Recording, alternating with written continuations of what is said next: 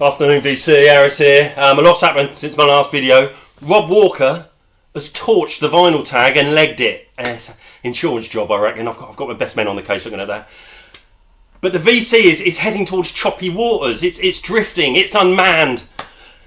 Who will be our Captain Birdseye? Let's find out the hard way. What else has happened? The Cure. Go on then. Let's have a look at The Cure. The Cure for sore throats, runny noses and aches and pains. Oh, stop it. I need locking up, honestly. Who says the UK VC can't be fun? No, seriously, who said that? That's out of order if you said that. That's you're out. If you've booked an appointment with the twin ambassadors of pain, mate. If you Mr. Knock and Mr. Out. Anyway, leave it. Step away, Harris. It's not worth it.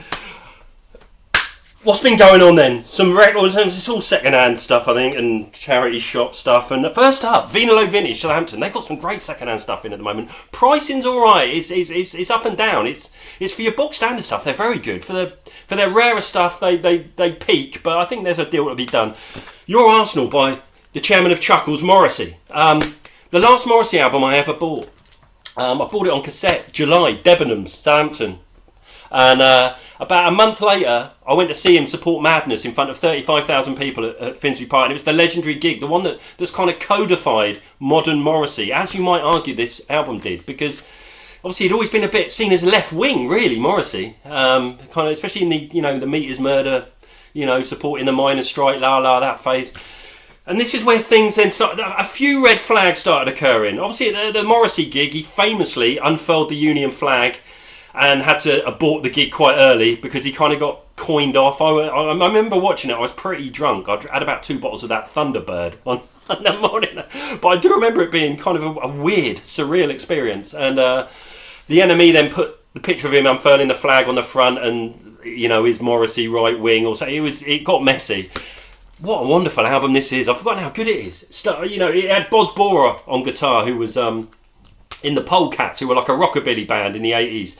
And Morrissey was a big rockabilly fan. He was the head of the UK Cramps fan club, I believe, in about 79, 80. He loved the Cramps. He loved girl groups. He loved the New York Dolls. He loved T-Rex. And it essentially all comes together on here. Again, lyrically, there's some points where you might start asking, the National Front disco, is it just an observation of a family losing their son to the National Front? I don't know. We'll let you know. It's quite a nice song, but I think it's about probably far right football hooliganism. Maybe the songs we sing don't really mean a thing. Stuff like that. This is where me and Morrissey kind of split parts. I think it's a fantastic album. The bottom line is actually a lot of his records I didn't think were any good after this, to be honest. A lot of people loved the one that came two times after this. I can't remember what it was called. I don't particularly like that one. But yeah, politically, I don't know. It's a tough one. I've never really got to the bottom of it, but it's interesting. I've thought a lot about this record recently. It's a wonderful record, actually. A wonderful record. Mick Ronson produces as well. And Jesus, he does a great production job. There's some amazing production tricks on here where things switch in and out and sounds come across. The 2 ballads, Seasick Yet Doctor, I know it's going to happen someday, are wonderful. 2 of his highest moments. This might be my favourite Morrissey album, I'm not sure. And apparently it was pretty big in America as well. Next up, the Groundhogs. Thank God for the bomb. Used to see the Groundhogs albums in second-hand record shops all the time in the early 90s for about £1. Possibly because their sleeves are very distinctive, so you'd pick up on them. This is wonderful. Captain Sensible of the Damned's favourite ever record. And it is wonderful. It's kind of like somewhere between Rory Gallagher and Cream, I would say. You could call it progressive. It ain't progressive. It's wonderful stuff. Wonderful stuff. Thank God for the bomb by the Groundhog. Harris Pilton superfan Paddy reckons that Split is the one to go for, particularly the song Cherry Red, which I'll be getting. I mean, this was pretty cheap. I think this cost me £12-15. I think Mao as well. Mao, the Vinyl Monkey. I think he's a huge fan, which is that's always a good sign when Mao likes something. Wonderful stuff. I'll be getting more. I will find Split, and you can find Split here for a £10-15. Pretty simple, I think. But wonderful stuff. This wonderful stuff. Couple of 12s from Vinilo. My favourite ever REM song, Wendell G, on the 12-inch. I love Wendell D. And I think he might have sung it, Michael Stipe, a cappella at a Kamala Harris fundraiser or something. Didn't have a good end to that one. I love Wendell G. And the B-sides on these 12s are great. It's got Crazy, which I think was by Pylon, was it? And a lovely live version of Driver 8, which again might also be my favourite ever REM tune. I'm not sure. I love Wendell G. I absolutely love it. And they also had 12-inch, It's the End of the World as We Know It, REM, which sounds amazing because Document was never a good press. I mean, I remember buying Document, I think, when it came out. And the pressing always sounded a little bit hit and miss. I don't know whether it's a long album, I can't remember. Incredible on one side of vinyl. It's just absolutely knocks you sideways. But the B-side is fantastic. It's got a live gig, I think they did from a record shop, which is, this one goes out to the one I love, which I always hated. I never liked that song. I thought that was them trying to be... They do an acoustic version, slightly change it melodically. Brilliant stuff. And Maps and Legends, which is, again, I love Maps and Legends, and they do it live acoustically. They should do that album that these come from. Like, it would be amazing. It's way better than their Unplugged. Okay, so the most expensive record I've ever bought. In my life, I always try and work out how many vinyl records I bought in my life. I reckon 3,000 to 3,500. I ain't got that many left now. I'm sitting way under that. But I've never paid more than... I've only paid more than £30 for a record, probably about 10 to 15 times in my life. The most expensive record I got was an original pressing of Teenage Fan Club's Grand Prix for £49.99 and Stereolab's Emperor Tomato Ketchup, which I think was £39. So Vinilo had this. It's the Meat Puppets 2, still in the sleeve, with the original Virgin Records, £5.99. Crucially, it's the UK pressing. So it's got the London address on, because these SST UK pressings that came out at the same time as the first press American ones are amazing. Amazing. Also with the sticker, the tape dropout on Climbing occurred during recording and not due to bad manufacturing. Don't hassle your dealer, it says on the back. I've always loved this record. It's a record that's hit and miss with a lot of people. Famously the record that Nirvana took 3 songs off on Unplugged. It's a shambolic record, really. The instrumentals on this are amazing. It's a mixture of sort of mad, unhinged country and western meets hardcore punk, meets oozy, acid-tinged ballads. Just fantastic. It's quite off-putting because the first track on here, which is Split Myself in Two, is just this utterly shambolic, hardcore punk mess with some out-of-tune singing. I love this record. I've paid way over £49.99 for it. Very hard to find. Especially, I mean, this is obviously going to be almost near mint. It plays like a dream. I don't think it had ever been played. It had been slit, so someone had played it. But the Meat Puppets 2, I've been searching for it for about 25 years in the wild. And I had to think long and hard about this as well. Believe me. But I've not been going out a lot recently, so yeah. So there you go. Meat Puppets 2. I think I've got all the big SST records I won't now, really, apart from Angst, Mending Wall. If anyone's got Mending Wall by Angst, send it my way, because that's a wonderful record. Oxfam Music in Southampton, 12-inch, Peekaboo, Susie and the Banshees. Been looking for this for ages as well, got it for a £5. Wonderful stuff. The 7-inch, 7-minute version of Peekaboo. I reckon Susie was probably a big Prince fan. And I reckon she'd been listening to Parade, because this kind of sounds like it influenced by Parade by Prince. A lot of sort of backwards trumpets and saxophones and backwards effects and wonderful, those sort of clipped drums that he used on Parade. Because Parade is probably my favourite Prince album along with Purple Rain. But yeah, wonderful to get this. 7-minute Peekaboo by Susie and the Banshees. Another 7 from Oxford. Now, when I showed that Genesis 12-inch that I bought recently, I can't remember which one it was. I've never had so much aggro about showing a record. I've even watching a live stream and someone mentioned it, goes, oh, I can't believe Aaron showed that. So this won't go down well. This is marvellous. This is Simply Red Stars, right, on the 12, but it's the Comprende version. Now you're saying, what is the Comprende version? I wasn't a huge fan of Simply Red Stars, I'm not going to lie to you. But I saw it was £1.99, and then I looked on Discogs, and in America there's one version going of this 12-inch for $74, and I'm thinking, sometimes I let the price drive me a bit.